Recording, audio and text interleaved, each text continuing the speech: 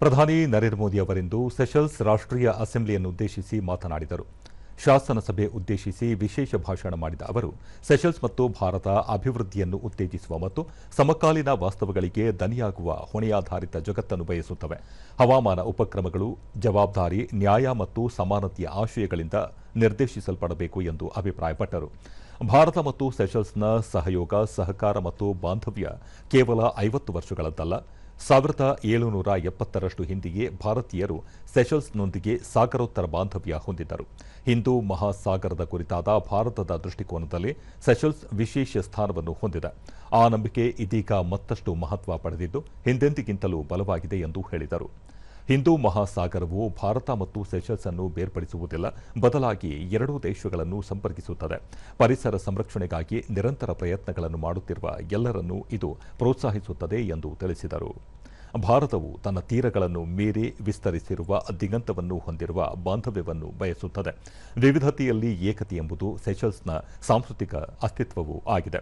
ಪರಂಪರೆಯೊಂದಿಗೆ ಬೆಸೆಯುವ ಸಂಬಂಧಗಳು ಹೆಚ್ಚು ಸದೃಢವಾಗಿರುತ್ತವೆ ಎಂದರು. ಸೆಷಲ್ಸ್ ರಾಷ್ಟ್ರೀಯ ಅಸೆಂಬ್ಲಿಯನ್ನು ಉದ್ದೇಶಿಸಿ ಮಾತನಾಡಿದ ಮೊದಲ ಭಾರತೀಯ ಪ್ರಧಾನಿಯಾಗಿ ಎಲ್ಲರ ಮುಂದೆ ನಿಲ್ಲುವುದು ತಮಗೆ ವಿಶೇಷ ಗೌರವ ಎಂದು ಪ್ರಧಾನಿ ಹೇಳಿದರು.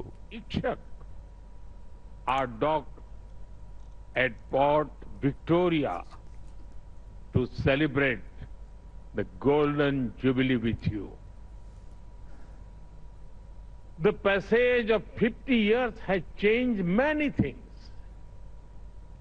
but it has not changed our commitment to one another.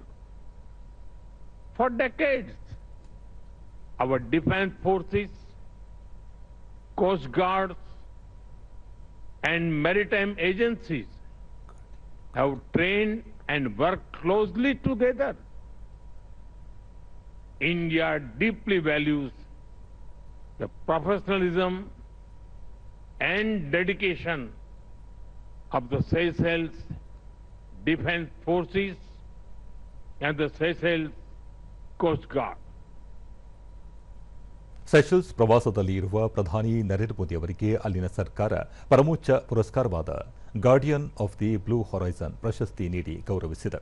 ಸುಸ್ಥಿರ ಅಭಿವೃದ್ಧಿ, ಹಸಿರು ಬೆಳವಣಿಗೆ ಹಾಗೂ ಪರಿಸರ ನಾಯಕತ್ವಕ್ಕಾಗಿ ಪ್ರಧಾನಿ ನರೇಂದ್ರ ಮೋದಿ ಅವರ ಬದ್ಧತೆಯನ್ನು ಗುರುತಿಸಿ ಸೆಷಲ್ಸ್ ಸರ್ಕಾರ ಅತ್ಯುನ್ನತ ಗೌರವ ನೀಡಿದೆ.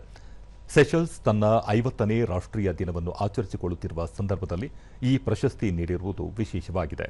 ಕಳೆದ ತಿಂಗಳು ಮೇ 2026ರಲ್ಲಿ ಆಹಾರ ಮತ್ತು ಕೃಷಿ ಸಂಸ್ಥೆ FAO ಪ್ರಧಾನಿ ನರೇಂದ್ರ ಮೋದಿ ಅವರಿಗೆ ಆಹಾರ ಭದ್ರತೆಯನ್ನು ಬಲವರ್ಧನೆ, ಸುಸ್ಥಿರ ಕೃಷಿ ಉತ್ತೇಜನಕ್ಕಾಗಿ ಅಗ್ರಿಕೋಲಾ ಪದಕವನ್ನು ನೀಡಿತ್ತು. 2018ರಲ್ಲಿ ಸಿಯೋಲ್ ಶಾಂತಿ ಪ್ರಶಸ್ತಿಯನ್ನು ಪಡೆದಿದ್ದರು. 2014ರಿಂದೀಚೆಗೆ ಪ್ರಧಾನಿ ನರೇಂದ್ರ ಮೋದಿ ಅವರಿಗೆ ಜಗತ್ತಿನ ವಿವಿಧ ದೇಶಗಳಿಂದ ಸಲ್ಲುತ್ತಿರುವ 33ನೇ ಜಾಗತಿಕ ಪ್ರತಿಷ್ಠಿತ ಪುರಸ್ಕಾರ ಇದಾಗಿದೆ. अच्छी बात है ये, क्योंकि क्लाइमेट चेंज की ईरा में इन जैसी चीजों को प्रिजर्व करना बहुत ही जरूरी है और हमें सबको, बच्चों को, सबको पता होना चाहिए कि हम सबको कोशिश करके. ಬಳಿಕ ಜಂಟಿ ಪತ್ರಿಕಾಗೋಷ್ಠಿಯನ್ನುದ್ದೇಶಿಸಿ ಪ್ರಧಾನಿ Narendra Modi guardian of the blue horizon ಗೌರವವನ್ನು ಪಡೆದಿರುವುದು ತಮಗೆ ಮತ್ತು ಭಾರತದ ನಾಗರಿಕರಿಗೆ ಗೌರವವಾಗಿದೆ ಎಂದು ಹೇಳಿದರು.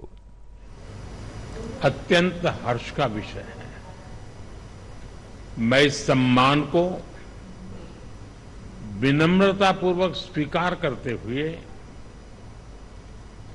उन सभी देशों को समर्पित करता हूं जो क्लाइमेट चेंज की चुनौती से लड़ रहे हैं